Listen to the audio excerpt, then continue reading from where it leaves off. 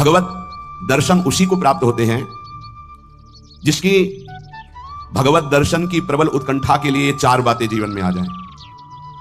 पहला, नित्य निरंतर नाम जप रसिकों के संग से। शर्त है रसिकों के संग, भजन न होई संग बिन, हे मनमानी नहीं होता। रसिकों के संग से भजन की वृत्ति, प्रमाणित भजन होना चाहिए आचार्य परंपरा, गुरु परंपरा से। दूसरा, भगवद विग्रह को साक्षात भगवान का स्वरूप मानना।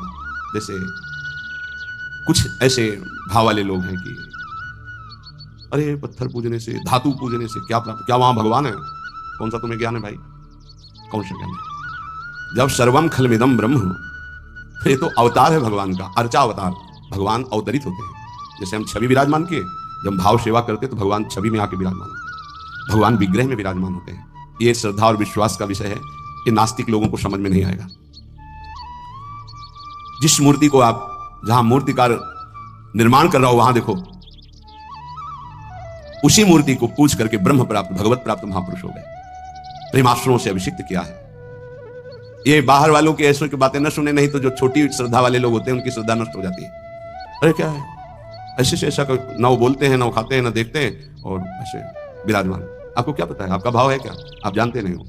भाव आ जाएगा तो साथ चलते हैं, बोलते हैं, खाते हैं, देखते हैं, भाव का खेल। एक प्रसंग में एक ब्राह्मण बूढ़े के साथ एक जवान तीर्थ यात्रा में गया था। सारांश में बता रहे हैं। ब्राह्मण तीर्थ यात्रा का इच्छुक हुआ, पर उसको लगा कि मेरे बेटे तो हैं, पर धनी होने के कारण वो विलासिता में युक्त हैं, मेरे साथ तो चलेंगे नहीं। अगर कोई जवान आदमी मिल जाए, मुझे तीर्थ यात्रा करवाए, उसे कुछ भेंट पूजा दे देंगे। एक गरीब ब्राह्मण का जवान लड़का था। बात की तो उसने कहा हमारा भी सौभाग्य होगा कि तीर्थ यात्रा होगी, आप हमारे पिता तुल्य, आपकी सेवा होगी। समस्त तीर्थों में भ्रमण कराया। जब वृंदावन आया तो बहुत सेवा उसने की। उसका मन बहुत प्रसन्न हो गया। धनी का वृद्ध था तो गोपाल जी के दर्शन कर रहा था। उसने कहा वृंदावन को साक्षी करके, गोपाल जी महाराज सामने हैं, मैं बहुत प्रसन्न हुआ तुम्हारे ऊपर, तुमने इतनी सेवा की। एक बेटी ब्याह योग्य है, मैं तुम्हें ब्याह करवा दूंगा अपनी बेटी से। तो देखो हमने तो नहीं कहा, तुमने कहा है ना, इस बात को ध्यान रखना, वहां जाके भूल मत जाना। ऐसा ही हुआ। सारांश में बता। वो जब गांव पहुंचा तो वृद्ध की हिम्मत नहीं हुई अपने धनी बेटों से कह दे कि बहन का ब्याह उस गरीब के साथ कर दो।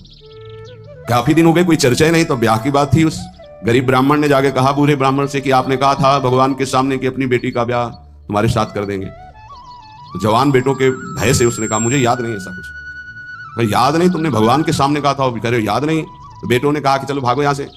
भगवान के सामने कहा बुलाओ भगवान को, अगर साक्षी दे देंगे तो हम बहन का ब्याह कर देंगे। बोले पक्का? तो उनको पता था कि मूर्ति कोई बोलती थोड़ी, चलती थोड़ी। उनका हाँ पक्का। बोले पंचों के बीच में बोल दो।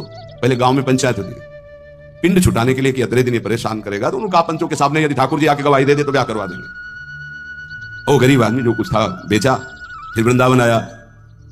ठाकुर जी गोपाल जी से कहा कि महाराज आपके सामने हमारे ब्याह की बात कही थी इस वृद्ध ब्राह्मण ने, आपको गवाही देना पड़ेगा तब हमारा ब्याह होगा। हाँ कौन सुने। समय हुआ, ठाकुर जी का शयन भोग लगा, पट बंद हो गए, वो बैठे ही रहे बाहर। वाह गोपाल जी महाराज, आप जब बोलोगे तभी हमारा ब्याह होगा, हम तभी यहां से जाएंगे जब आपको साक्षी दे। सब चले गए थे वकील, उसको विश्वास था भगवान है। अंदर से आवाज आई मूर्ति कहीं चलती है क्या कि चलकर साक्षी दे? बोले महाराज मूर्ति बोलती थोड़ी है, आपने बोला ना तो आओ निकल के बाहर। अब उनके लिए कोई पर्दा है क्या? ललित त्रिभंगी। बोले देखो अब तुम्हारे प्रेम के कारण हम बाहर तो निकल आए, तुम उसको यहीं बुला दो, हम यहीं साक्षी। बोले महाराज वो नहीं आएगा, हमारा ब्याह रुक जाएगा, आपको चलना पड़ेगा। बोले चल तो देंगे, लेकिन देखो हम वृंदावन के ठाकुर हैं, हमको तो अच्छा अच्छा माखन मिश्री सब भगवान बहानेबाजी। बोले महाराज हमें पता था कि आप भोग राग के लिए कहोगे, तो हमारे पास जो संपत्ति थी बेच के आए, खूब खवाते पियाते चलेंगे महाराज। बोले चलो अच्छा, देखो दृढ़ विश्वास। बोले महाराज हम जानेंगे कैसे कि आप आ रहे हो? बोले मेरे नूपुरों की ध्वनि सुनाई देगी, और देखो लौट कर जहां देख लोगे उससे आगे फिर हम नहीं जाएंगे। ठीक है महाराज, जब भोग लगाने का समय आएगा तो हम बोल देंगे, तब तुम हमारा भोग लगाना, और जब हम चलेंगे तो लौट कर पीछे नहीं देखोगे। ठीक है महाराज। अपने प्रांत पहुंचे, उड़ीसा प्रांत। गांव जब नजदीक रह गया तो सोचा मुड़ के तो देखे, केवल पायले धुनी है, ठाकुर जी भी है। मुड़ के देखा तो श्याम घन साक्षात प्रभु। प्रभु ने कहा देखो तुमने वादा तोड़ दिया, हम यहां से नहीं जाएंगे। बोले महाराज अब तो कोई बात नहीं। गांव में दौड़ के गया, गोपाल जी आए, प्रभु आए साक्षी देने के लिए मेरे ब्याह के लिए। पूरा नगर दौड़ पड़ा, पंचायत के सब ने देखा प्रभु विराजमान। अब किसी की हिम्मत थोड़ी थी कि पूछ ले, जबरदस्ती उस बुड्ढे से कहा ब्याह करो भगवान वृंदावन से साक्षी। आज भी साक्षी गोपाल के रूप में भगवान विराजमान। क्या हुआ? जिसे तुम मूर्ति समझते वो चल के उड़ीसा तक गए और गवाही दी। विठ्ठल भगवान बातचीत करते थे तुकाराम जी से, नामदेव जी से, बड़े बड़े संतों से। हरिवंश महाप्रभु, सेवक जी महाराज, बंचंद महाप्रभु तक बातचीत करते थे राधा वल्लभ लाल जी। प्रगट में एक बार मोहन चंद्र जी महाराज महाप्रभु के सबसे छोटे लाड़िले पुत्र थे। महाप्रभु राधा वल्लभ जी की सेवा परिचर्या में थे, तो एक पात्र कटोरा था राधा वल्लभ जी की सेवा, उसमें चरण छू गया श्री मोहन चंद्र जी का। महाप्रभु ने एक शपथ मारी, प्रभु के पात्रों को ऐसे।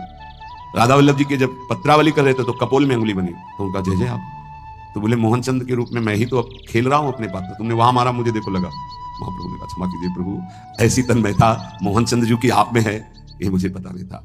महाप्रभु से बात, स्वामी जी से, बिहारी देव जी से, बिहारी जी बात कर, आज भी महापुरुषों से प्रभु बात कर। ये केवल मूर्ति छवि का विषय नहीं होता। ये अज्ञानी जीव जो है ये केवल तर्क विवाद में फंसे रहते। श्रद्धा में तर्क विवाद नहीं होता। ये तर्क विवाद जहां होने लगे, ऐसी कोई वार्ता होने लगे, श्रद्धालु उपासक को बिल्कुल हट जाना चाहिए।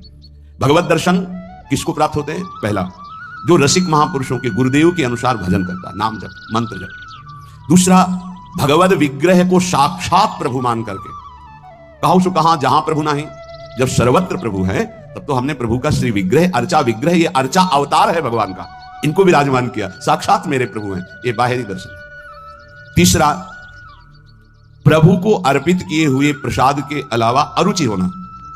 कुछ भी ऐसा जो हम प्रभु को अर्पित नहीं कर सकते वो हम नहीं पा सकते। प्रभु को अर्पित ना की हुई चाहे अमृत पड़ी हुई वस्तु हमारी बिल्कुल श्रद्धा रुचि नहीं। हमारे प्रियालाल ने नहीं पाया तो हम उसे चख नहीं सकते। ये भगवत प्राप्ति, भगवत दर्शन के लिए बहुत आवश्यक है। गुरु प्रदत्त भजन में आसक्ति, इष्ट के श्री विग्रह छवि में साक्षात भाव, और इष्ट को अर्पित ना किए हुए वस्तु, वस्त्र, पदार्थ, भोगों में पूर्ण अरुचि। कई बार हमने ऐसे संतों को देखा जो अमनिया जैसे, पा लीजिए, नहीं नहीं अमनिया है ना, हम अपने ठाकुर को भोग लगा के पाएंगे, या आप अपनी श्री जी को भोग लगा दीजिए तो पालेंगे, अन्यथा नहीं। अमनिया नहीं, अमनिया माला, पत्र, पुष्प, सुगंधित कुछ भी नहीं। हमारा जीवन प्रसादी हो जाना चाहिए। ये बहुत ध्यान से अपनी दिनचर्या में देखिए कि कभी अमनिया मत पाइए। चौथा, सहनशील, ये बहुत आवश्यक है। बहुत सहनशील उपासक को होना चाहिए। जितना सहोगे उतनी भक्ति प्रकाशित होगी। सहत सहत बाढ़े भगति, गृह तन गुरु हितगार। गुरुदेव को समर्पित जीवन और सहनशीलता, निश्चित भगवत दर्शन। चार बातों से निश्चित भगवत दर्शन हो जाता है। ये बहुत खास बात है जिसको धारण करना बहुत कठिन है, पर गुरु कृपा पात्र बहुत सरल ढंग से इसे निर्वाह कर ले जाता है। क्या? किसी से मतलब नहीं। इस मार्ग के उपासक किसी से मतलब नहीं। पहले तो कहा पीछे वाले में कि जो विषयी पुरुषों का समूह है उनके संग से भयभीत रहे, कभी संग न करे।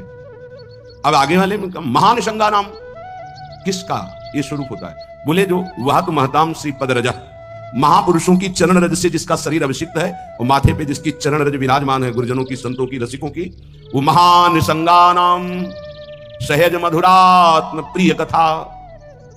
वो निसंग ही नहीं, महान निसंगा नाम, जागृत स्वप्न सुषुप्ति, कभी भी कहीं भी उसका किसी से संबंध नहीं।